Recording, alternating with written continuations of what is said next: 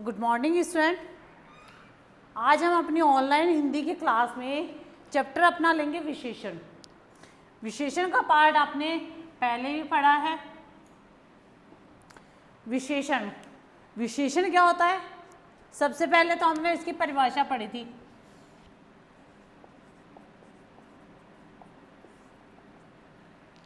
विशेषण वे शब्द जो संज्ञा व सर्वनाम की विशेषता बताते हैं उसे हम क्या बोलते हैं? विशेषण बोलते हैं। वे शब्द जो संज्ञा व सर्वनाम की विशेषता बताते हैं उसे हम क्या बोलते हैं? विशेषण बोलते हैं। अब जैसे संज्ञा शब्द है, जैसे फूल संज्ञा शब्द है। फूल अच्छा है, हमने ये पढ़ा है। हमने फूल की विशेषता क्या बताया? अच्छा। फूल हमारा पुल्लिंग का शब्द है तो हमने इसकी विशेषता भी किस में बताई है? अच्छा, पुल्लिंग में ही बताई है। लड़की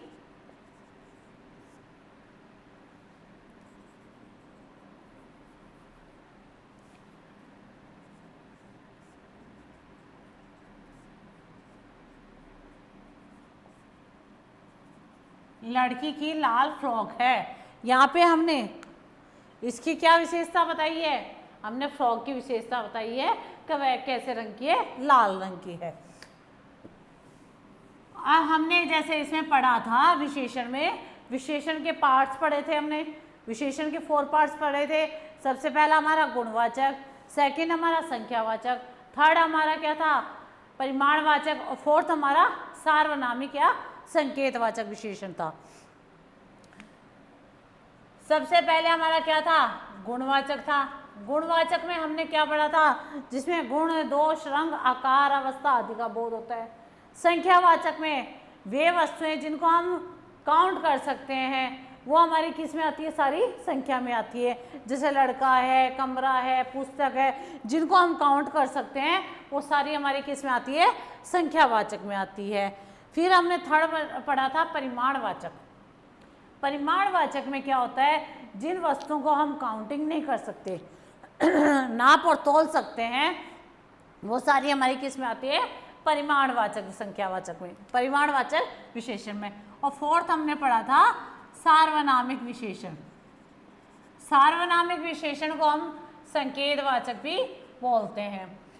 संकेतवाचक का मतलब संकेत करना, यानी वे विशेषण शब्द जो किसी संज्ञा का और संकेत करते हैं। जैसे मैंने ये लगाया है, ये हमारे सर्वनाम शब्द है। हमने यह लड़का, हमने किसकी ओर संकेत किया है? लड़के की ओर। तो सार्वनामिक विशेषण क्या होता है? वे सर्वनाम शब्द जो किसी संज्ञा शब्द से पहले आकर संकेत करते हैं, ना कि संज्ञा के स्थान पे आकर। संज्ञा से पहले आकर संकेत करते हैं, वो हमारे क्या कहलाते हैं? सार्वनामिक विशेषण कहलाते हैं।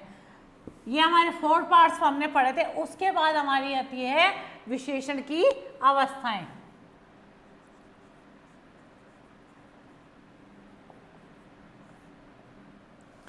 विशेषण की अवस्थाएं, विशेषण की हमारी 3 अवस्थाएं बताई गई है आपको।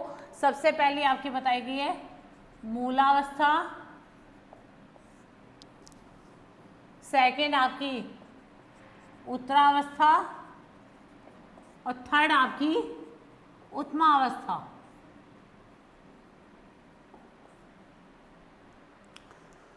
मूलावस्था में क्या होता है इसमें?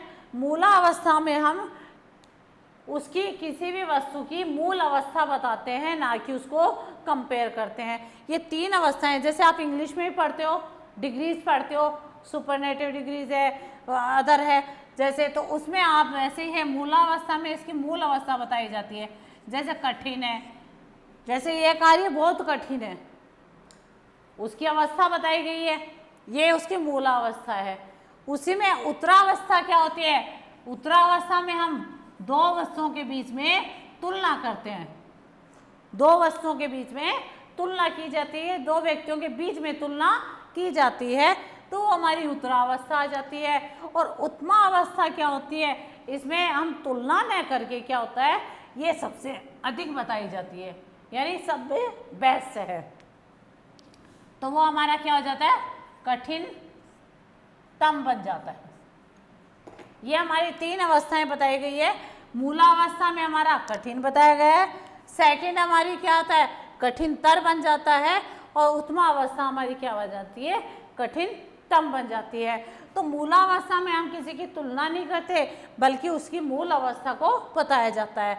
उत्तरावस्था में हम दो की तुलना करते हैं, तो हमारा तर लग जाता है। और ये क्या होता है, ये सबसे बेस्ट, इसकी तुलना हम किसी से नहीं करते हैं, ये सब में एक बेस्ट होता है, उसके लिए क्या हम लगा देते हैं, कठिनतम लगाते हैं। जैसे आपने है सुंदर, हमने किसी चीज की विशेषता बताई है कि उसकी क्या है, मूलावस्था क्या है, सुंदर।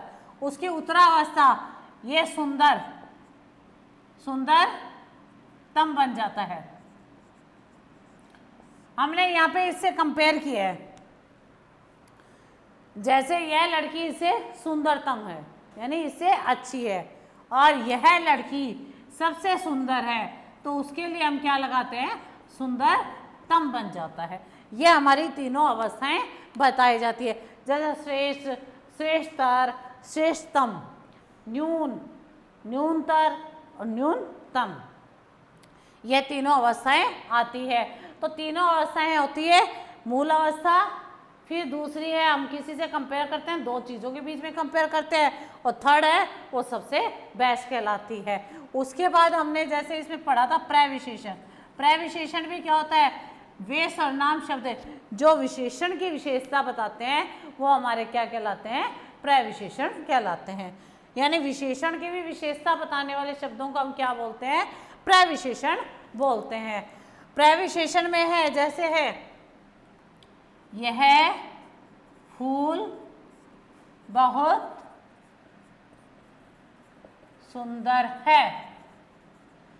अब यह हमने क्या लगा दिया, किसका बताया हमने, संकेतवाचक, क्योंकि हमने यहाँ पे संज्ञा के स्थान पे नहीं लगाया, बल्कि यह हमने संज्ञा को संकेत करने के लिए कि यह फूल हमारा क्या शब्द हो गया, संज्ञा शब्द हो गया।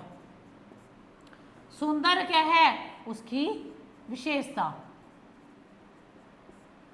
और वह हमारा क्या हो गया, सुंदर, यानी विशेषता की भी विशेषता बताई जाती है, तो ये हमारा क्या हो गया, प्रविशेषण बन गया, और है हमारी सहायक क्रिया हो चुकी है। तो ये चैप्टर हमारा हो चुका है कंप्लीट। इसमें सबसे पहले हमने इसमें विशेषण पढ़ा था। विशेषण के बाद में, विशेषण क्या होता है, जो शब्द संज्ञा व सर्वनाम की विशेषता बताते हैं उसे हम क्या बोलते हैं, विशेषण बोलते हैं। उसके बाद में हमने क्या पढ़ा था, विशेषण के पार्ट्स पढ़े थे। विशेषण के पार्ट्स हमने 4 पढ़े थे, गुणवाचक विशेषण, संख्यावाचक विशेषण, परिमाणवाचक विशेषण, और हमने क्या पढ़ा था लास्ट हमारा, सार्वनामिक विशेषण। गुणवाचक विशेषण में हमारा गुण, दोष, रंग, आकार, अवस्था सारे आते हैं। जैसे गुण दोष में हमारे गुण कौन कौन से हो गए, अच्छाई का गुण है, ईमानदारी का गुण है, मेहनती का गुण है, ये सारे हमारे गुण हो जाते हैं। दोष हमारे दोष होते हैं, किसी में झूठ बोलने का होता है, कोई कमज़ोर होता है, तो ये सारे हमारे क्या दोष हो जाते हैं। जितने भी रंगों के नाम होते हैं वो सारे हमारे किस में आते हैं, गुणवाचक विशेषण में। अवस्था में जैसे बुढ़ापा है, बचपन है, स्नेहपन है, लड़कपन है, ये सारी हमारी किस में आती है, अवस्थाओं में आती है।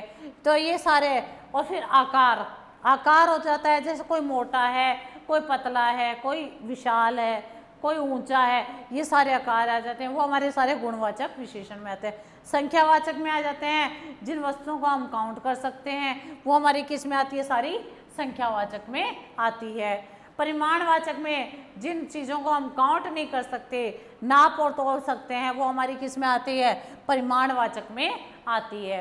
परिमाणवाचक में हम नाप तोल सकते हैं, जितने भी जैसे लिक्विड चीज़ें होती है, तेल है, दूध है, घी है, शक्कर है, चीनी है, आटा है, ये सारी हमारी किस में आती है, परिमाणवाचक में आती है। इसमें भी निश्चित और अनिश्चित दोनों होते हैं, और संख्यावाचक में भी निश्चित और अनिश्चित दोनों होते हैं। उसके बाद में हमारा आता है संकेतवाचक, जो मैंने अभी आपको बताया है, संकेतवाचक, इसको सार्वनामिक विशेषण भी बोलते हैं। फिर इसका ये मैंने एक पार्ट्स बताया था, विशेष्य। विशेष्य क्या होता है, जिन शब्दों की विशेषता बताई जाती है वो हमारे क्या कहलाते हैं, विशेष्य कहलाते हैं। जैसे यहाँ पे मैं किसकी विशेषता बता रही हूँ, फूल की बता रही हूँ, तो फूल हमारा क्या है, विशेष्य भी है। सबसे पहले तो हमारा क्या है, ये संज्ञा शब्द है। संज्ञा शब्द के बाद में हमारा ये क्या है, विशेष्य भी कहलाता है। विशेष्य की डेफिनेशन क्या होती है, जिन शब्दों की विशेषता बताई जाती है वो हमारे क्या कहलाते हैं, विशेष्य कहलाते हैं। उसके बाद में प्रविशेषण, विशेषण की भी विशेषता बताने वाले शब्दों को हम क्या बोलते हैं, प्रविशेषण बोलते हैं। तो ये हमारा चैप्टर हुआ था और उसकी फिर हमने 3 अवस्थाएं पढ़ी है। 3 अवस्थाएं कौन कौन सी है हमारी, मूलावस्था, उत्तरावस्था और उत्तमावस्था है।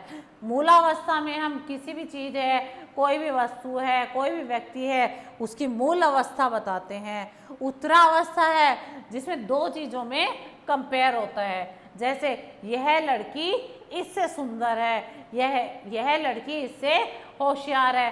तो हमने क्या किया है, 2 व्यक्तियों के बीच में तुलना की है कि जैसे राधा सीता से चतुर है, तो राधा और सीता के बीच में हमने दोनों के बीच में कंपेयर किया है, तो हम क्या लगा देते हैं, तर लगा देते हैं। और यहाँ पे हम क्या लगाते हैं, जब हमारा हम किसी से कंपेयर नहीं करते, सबसे अच्छा बताया जाता है, उसमें क्या लगा देते हैं, जैसे शेर सबसे तेज दौड़ सकता है, शेर सबसे तेज दौड़ता है, तो हमने यहाँ पे शेर सबसे तेज बताया है, यानी कि उसकी तुलना किसी से नहीं की है, तो वो हमारा क्या हो जाता है, उत्तम अवस्था आ जाती है। उसके लिए हम क्या है, तम लगा देते हैं।